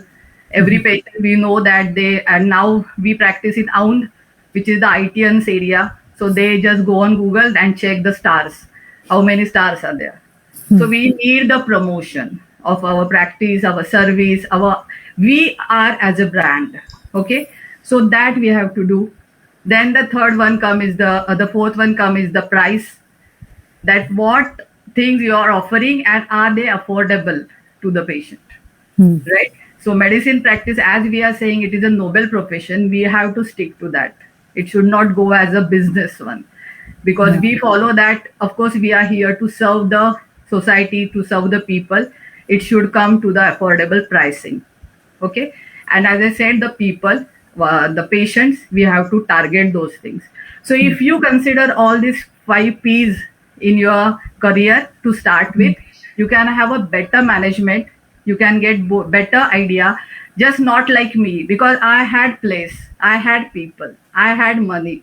I have not invested anything when I started my career, because everything was there from my parents. But everyone will not get that benefit. Of course, later on, 2 years ago, when I got married, me and my husband started our own clinic in 𝐸𝐴𝐻. That time, that urge was there. No, I will do whatever is there with my own money. So we started investing for 2 years, and we put all that money and started a Panchakarma center in 𝐸𝐴𝐻. So that investment is also needed. So you have to make a good planning. It is not like I put lakhs of rupees for admissions and I have to take it back. No, don't think like that. Don't make a medical profession a business. Okay, this is the key. As passion is important, you have to be loyal to it. Okay, so with these things, the student, the parents should think, and then they can start. As we all are ladies over here, the women doctor, they have to balance with their professional life and the personal life, with the family, with the kids, and the profession also. So as medical profession is open for both the genders, the understanding is very important. The self-esteem and the support from the family, that is the key of of your success. Of course, you have to take break with your maternity leave and all. We all did that. I'm practicing now for last, my son is 14 years old. So when after his birth, I started practicing only one timing in a day, only morning sessions. The whole day I was there to take care of him because I wish to stay with him. I wish to feel each and every moment of motherhood with both the kids. So that was my personal decision. Of course, my husband is from the same field, so he took care of the clinic and we had a balanced practice. So these things you have to think about. About the clinics, I will suggest that it is not the thing that you have to just jaga hai clinic suru kara. No. Now you have to be well prepared with the ambience, with the comfort of the patient, with the comfortable examination things, the setup you want to make your clinic well equipped. There is an investment in lakhs, but if you start with that, your mindset and the patient mindset will be same, and they will give you more and more privilege to come to you as an expertise, as a specialized doctor. Okay, so these things a student should consider. Of course, there are openings in hospitals for Ayurveda doctors also. Government hospitals are there where as a medical officer, they can start their practice, they can have their jobs. Of course, in research field also, as you are talking about with me about the management and MBA, after that, I came to the research also in Ayurveda. Okay, so that is also, and after the government of India is having the Ministry of Ayush. Through that also we can come into the research field. There are lots of research going on, clinical, non-clinical things. In our clinic basis, hospital basis also, national, international level, we can do the research things. And very importantly, I have a new opening when I did this much of practice and the MBA also, that I entered the healthcare system in a IT sector. So as a Nadi Pariksha expertise, as a Ayurveda expertise, I started consulting as a consultant to 𝐸𝐴threya Innovations, and we developed Nadi Pariksha devices and the intelligence which is needed for the device that I can give, because I am having as a doctor, as an Ayurveda doctor, I can give the knowledge to that system from Ayurveda. So these are the many openings. It is not like just that you sit in the clinic and do the practice. Along with that, you will have all these things you can do. But very importantly, clinical knowledge is must. You should examine patient. You should communicate with patient. You counsel them. Then only you can get best confidence, knowledge, and wisdom to give your own knowledge to others. Of course, in India, and as everyone is telling about what are the things we can do practicing in abroad also. Yeah. So yeah. Yeah, thank you. Now my question goes to Dr. Suvarna. Dr. Suvarna, what do you think, according to you, would be essential if a student learns BAMS in India just like you, or maybe also does some specialization like what Dr. Vatsala mentioned or Dr. Tejaswini mentioned, and then they go abroad because of some reason and they now want to become a faculty? Because so first question is that, are there Ayurveda colleges in US where people can start becoming faculties, or are there any established departments in US where Ayurveda is practiced? Okay. So the answer to the question, are there any Ayurvedic colleges in US? It is yes. Okay. And recently, in past few years, the colleges are not 1, 2, 3, they are maybe 10, 15, now 20.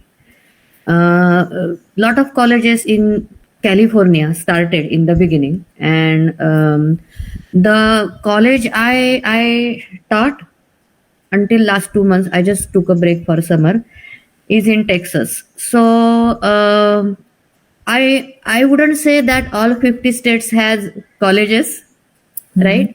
But that doesn't matter, because we are in the technology field. So no matter which state you are in, some colleges are virtual. Okay. So it means you can sit in your house and then you can virtually give lectures. Okay. But there is one sanstha in US called as NAMA, National Ayurvedic Medical Association. They founded 20 years back. Their lot of work is virtual, but their main office in California right now. Lot of these colleges, they are affiliated with NAMA. NAMA is not a authorized governing body or government body. It is a volunteer based organization where all the lot of doctors from US, they are like a board members.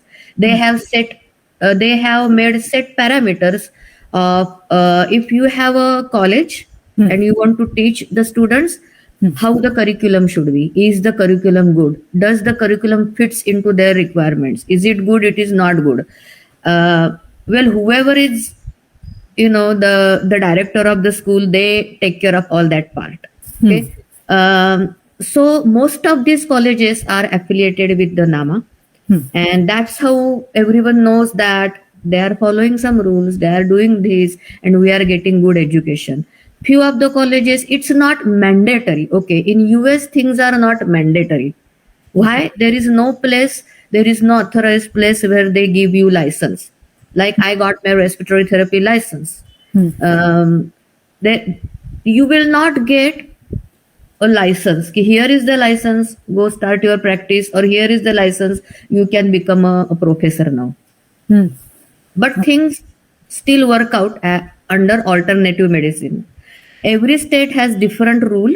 So if you go according to their rule, it's not possible for me right now to tell all the rules of 50 states, because do I know all the rules of all 50 states? No. But you can get connected with the NAMA, NAMA.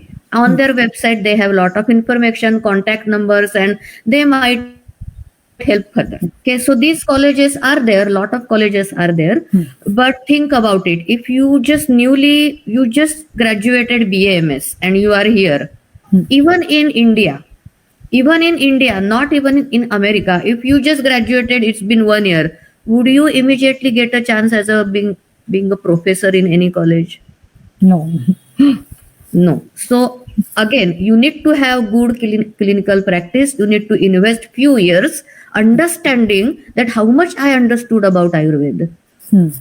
Because when of course, if you have done your homework good, if you have invested good years, or if you want to invest few years coming here in different things, gaining knowledge, then boom, you are all set.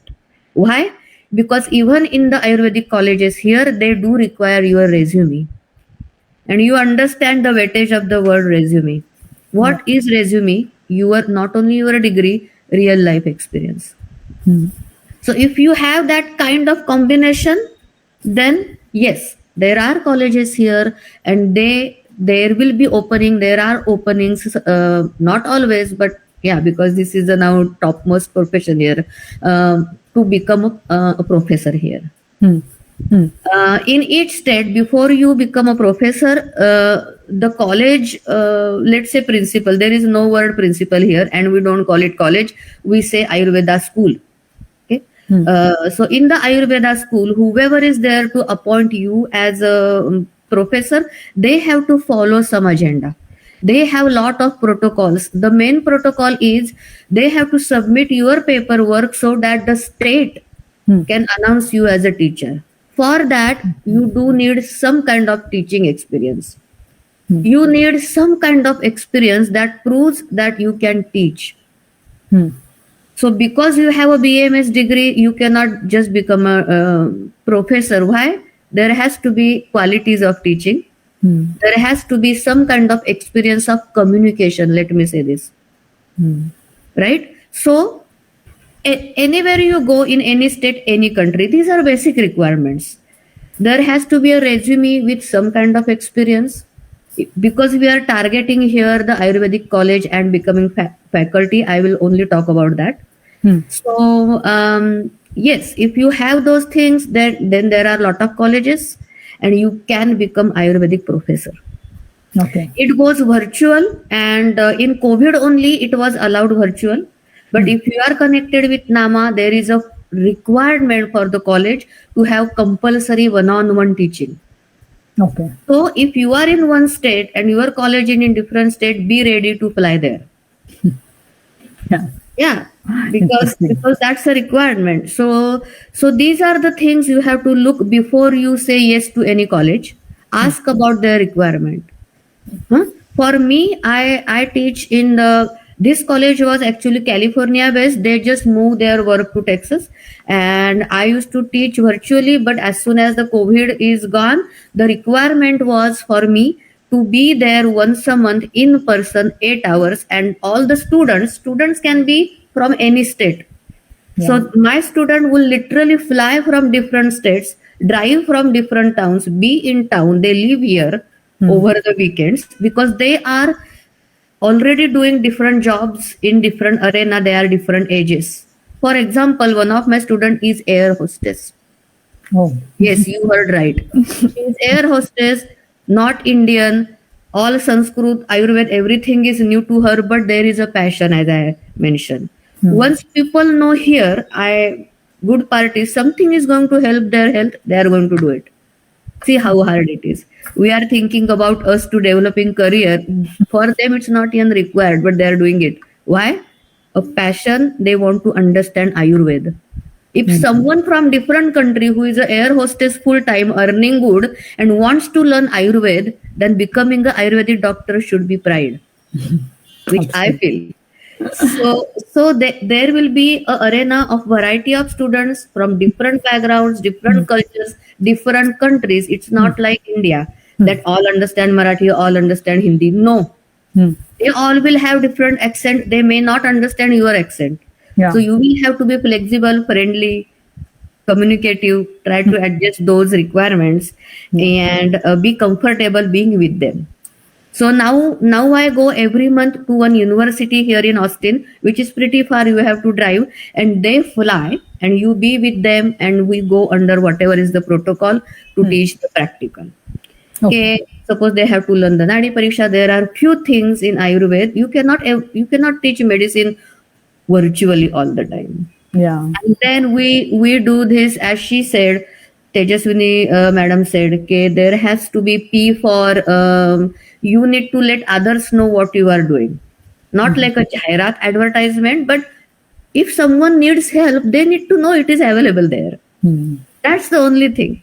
So the school people, their body, they would give flyers in the society that once a month we will be in this university, is this address. So whoever wants a free consultation, because students needs to have a practice.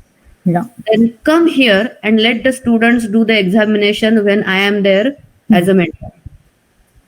Very nice. So why I am explaining is you will get to do these things, right? So most of the part might be virtual because the students are from different states. So be ready to know the technology, to be online, to be presentable, and the last important part is when you think about coming here and becoming a faculty, you have to teach entire Ayurveda in English. True. Is that easy, fun part? No. Why? Original scriptures are in Sanskrit. Then we tried to learn in Marathi. Then we try to merge some allopathy in it when we are in India. And here they want pure knowledge and they want you to have it first. So this profession, like clinical practice, you have to have good practice. Good practice in India before coming here. Why? Because here you cannot say, oh, I forgot some concepts. Let me go to the nearby hospital and find some patients. Go back to India, find patients. Or work in your community. Ask them to be volunteers so that you can practice. Talk, go out, be communicative. So you require good practice clinically even to become a professor. Why? Students are smart. Because they are from America. They are going to ask real life questions. So be prepared. Take it easy. Keep getting knowledge every day. Keep learning. So yes, there are colleges. Yes, you can become a professor, but you have to teach Ayurveda in English. But you don't have to create a PowerPoint yourself. So don't take that stress because school takes care of that. Well, I offer doing that also because I didn't mind. I have a lot of books. 25 plus year experience. So I help them create the curriculum. Of course, it was tested by others whether it is correct or not. But if you are new here and you are not sure how to create PowerPoint, what content should be there, don't worry about it because it is previously made. They give that to you, you studied that well, and then you teach it. Perfect. So that's about the faculty. I hope that was helpful. Yeah, good. My next question is for Dr. Vatsala. So what I will do is that I know we had a list of questions, but there are some questions which are coming from the viewers. So let's start taking one by one. So this question is for Dr. Vatsala. What are the opportunities for specialization within the medical field in India and abroad? So we are extremely delighted by so many different fields, and I feel like putting my daughter in every field now. I mean, I'm really confused as a parent. So what would you suggest? What would be what is the specialization that I should really look forward to putting my child? Or are there any do's and don'ts when Right. So Shruti, thank you for the question. Let me just tell you one thing, that in today's life, MBBS is not the only thing available, first of all. So if anyone says that only MBBS is a doctor, no. There's a diverse line of doctors, and they are doing so well apart from just being MBBS, be it BAMS, be it BPT, be it BDS, be it homeopathy. There's a diverse line. And in India, let's start with India first. Then I'll go to abroad things. See, when you are a doctor in India, you are not just stuck to clinics and hospitals. Like Dr. Tejaswini has done MBA also. There are many management courses, which like TIS is providing, Hyderabad Institute is providing, or Chennai is providing.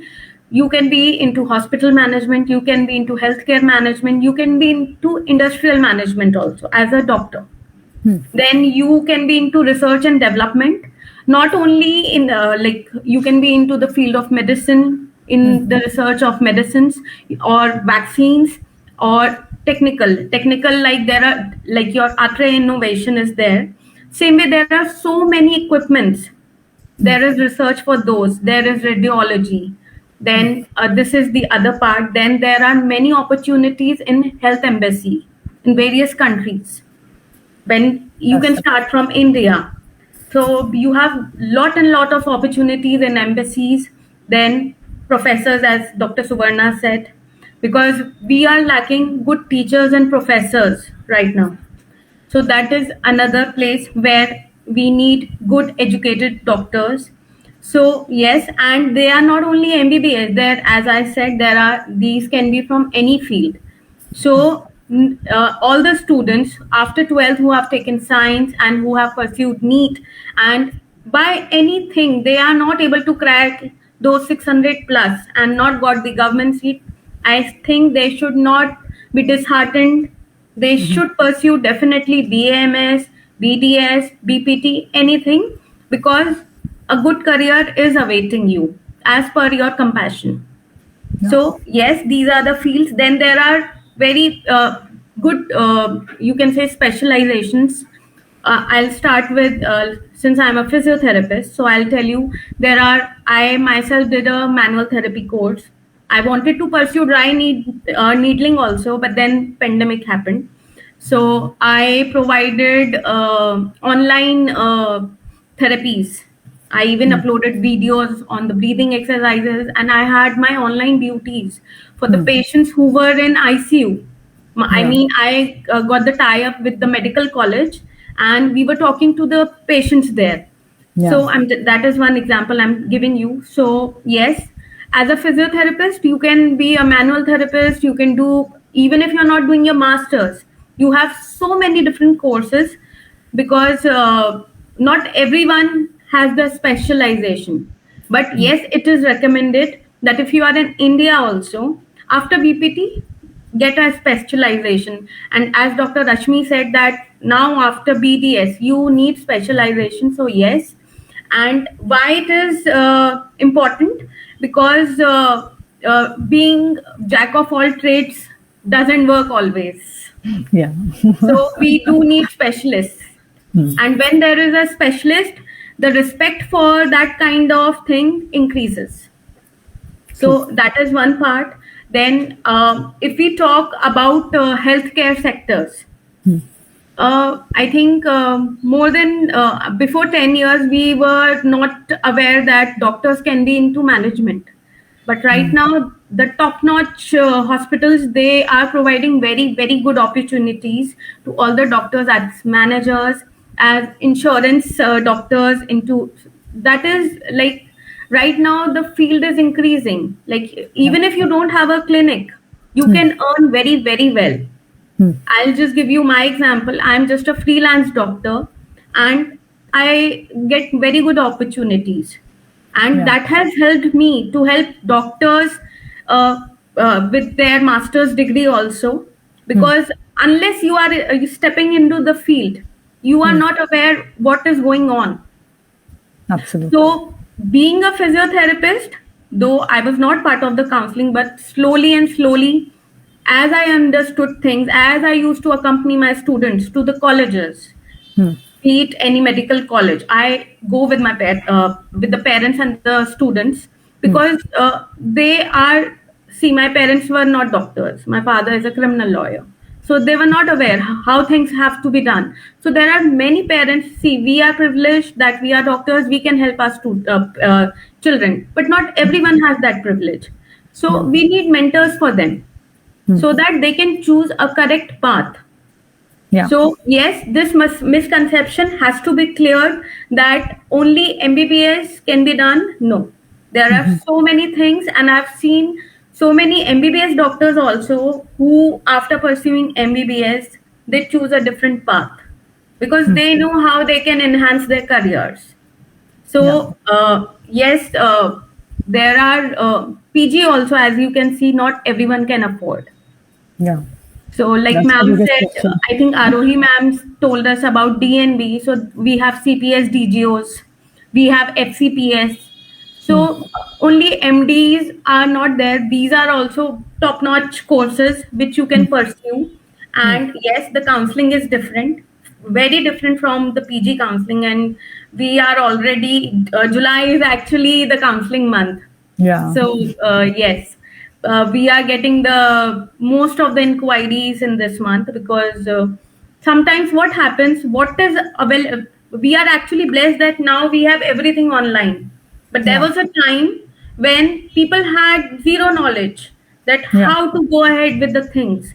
So looking at that, we decided that no, I deal in foreign education and immigration.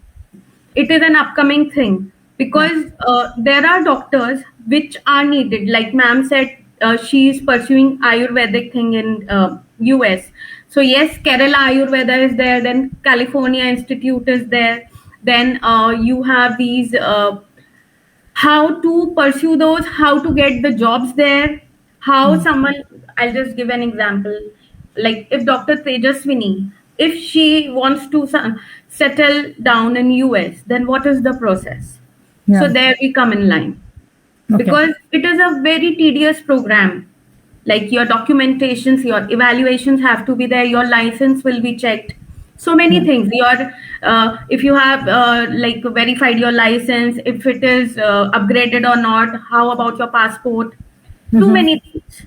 And settling outside, like I'll just give you an example. There are so many doctors who think that ठीक है मैं आज बाहर जाऊंगा और settle हो जाऊंगा. No, unless you have worked, as Dr. Suvarna said, unless you have the passion, you just can't go anywhere and settle down. You first need that compassion in you, then only you can. The money attracts the compassion. So if you want to earn, first you need to have that greed of learning and compassion, then only you can settle yourself. So yes, still as Indian, settling in India is still easy, but when you are going in abroad, I'll suggest have a counselor, have a mentor who can step by step guide you, because that is needed. A small wrong step because the countries which we go, they have very, very strict rules. Yeah. So we need to follow those. So how to upgrade ourselves with the rules? So that is where counselors come in the line. Okay, so I'll just give you an example, like see, there are two kind of colleges. Like if you're going to foreign country, like US, Australia, UK. So if you want to pursue your medical degree, like proper medical degree, you need to give the exams there. You need to start preparing after your 12th for your NEET, your SAT, your GRE is there, your IELTS, PT, TOEFL is there. There's a certain level of marks, like IELTS, I'll say, no less than 6.5. PT, no less than 190. That you have to, so the parents, see, I also have a daughter. So I will ask her, what you want to do? Now, if she wants to go abroad, it is our duty that she should have all the requirements to give the exams. Like, you just can't sit for the exam. You need the guidelines. So those guidelines have to be done. The child can give the exam, but the preparation, parents are involved. Yeah, that's a fact. Okay. So there the guidance has to become, and I see that mostly what happens that the doctors, most of their children, they are into same profession. So it's better if you guide them right from after 10th grade that, see, if you want to pursue your medicine or be it BMS or physiotherapy or BDS, and if you want to go abroad, then what all will be the requirements? So you need to have good grades because they work very well for your profile evaluation. Then your resume, as ma'am said, your resume has to be developed. So you need to have good academics, you need to have your extracurriculars, you need to work on your English proficiency tests.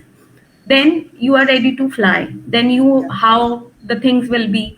Then one more thing I need to tell you that there is a verified, diversified things when it comes to medical abroad.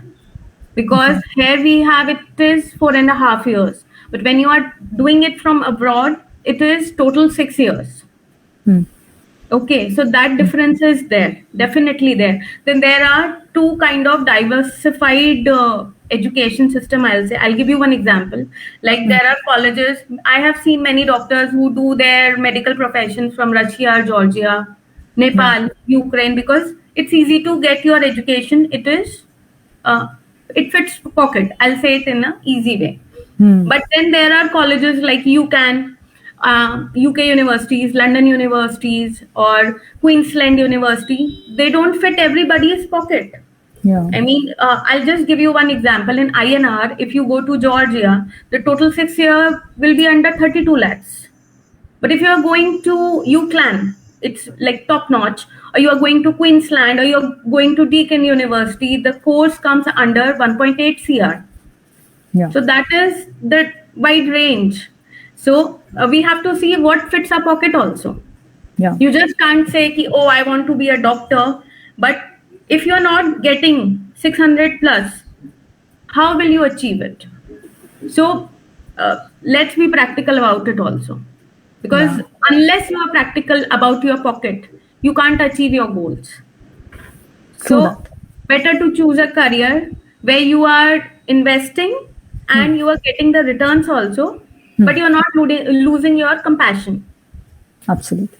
Okay. So better to keep at least 2-3 options in hand rather than just having, okay, I have seen students who get 300 numbers, then they'll take a drop. Then again, they're getting only 20 extra marks. Then again, why you are wasting 3 years? Why can't you go for a course and do well in that and serve the public? See, that's a good question. That is what is important. That if you want to be a doctor, only MBBS is not the thing that you are dropping and still not getting a seat. Rather, why not go for BDS or physiotherapy or BAMS and serve? Or you can go abroad, like after doing your bachelor's. There are many courses. I'll tell you, my best friend and I, we started physiotherapy together. and right now she's working with Australian Embassy. She lives in Australia itself, Sydney. She is there, and she decided that 10 years back. But it was just not easy then. Now it is quite easy, but 10 years back it was not. So what all is the process to go there? So you need to have all the documents ready, your passport ready. You, for Australia, you need to give TOEFL or IELTS.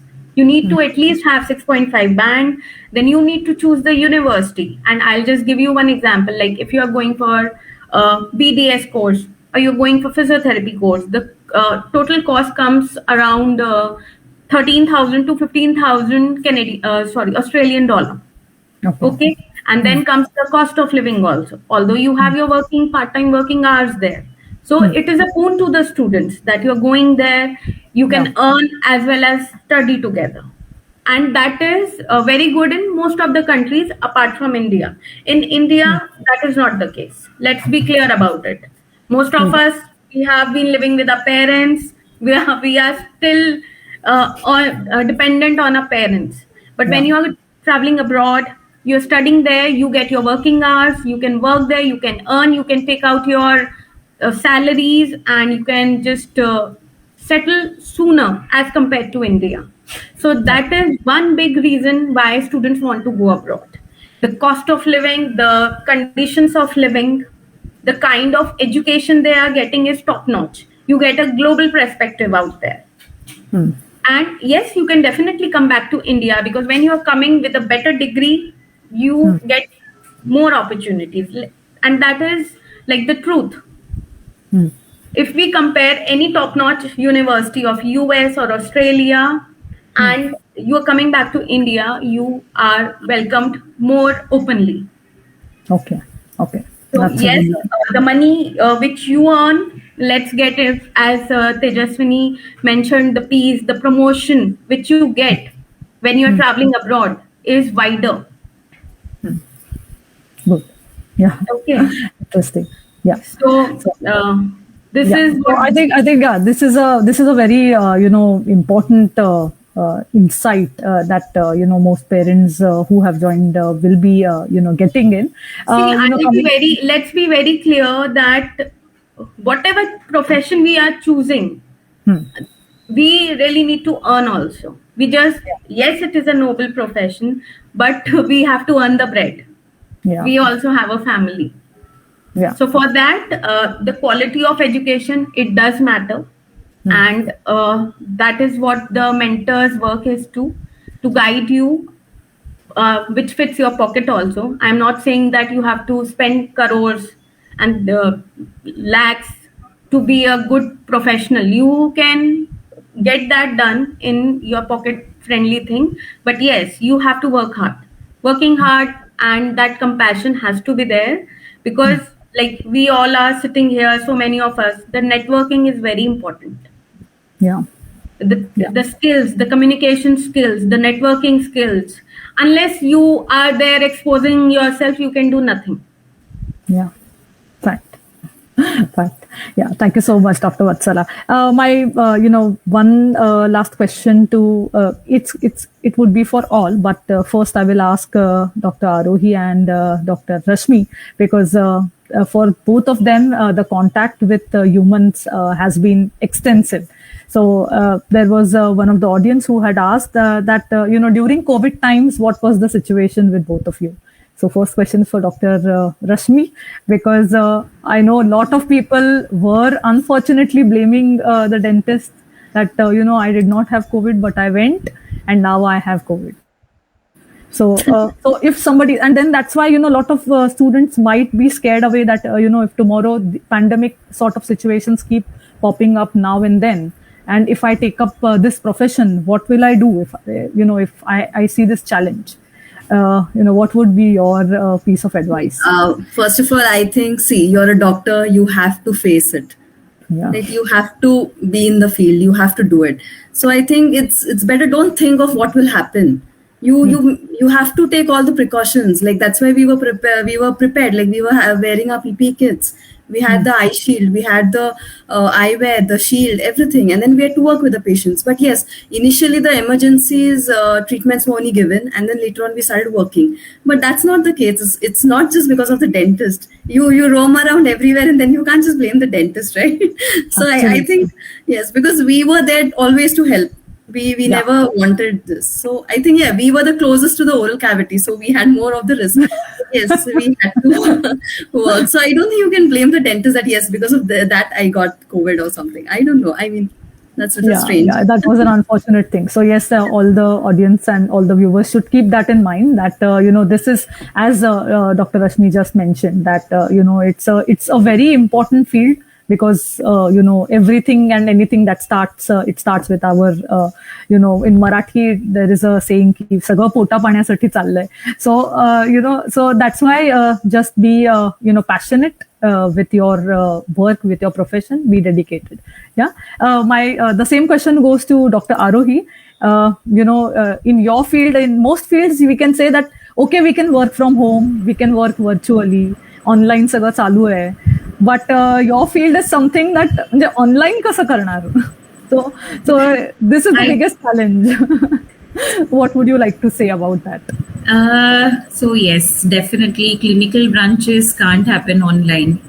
I may consult someone, but absolutely, as small as somebody wants to consult me for a wide discharge, I refuse doing online consultations, because I would like to see her, I would like to examine her, and then would like to prescribe medicine. So that's online thing I'm absolutely not comfortable with that.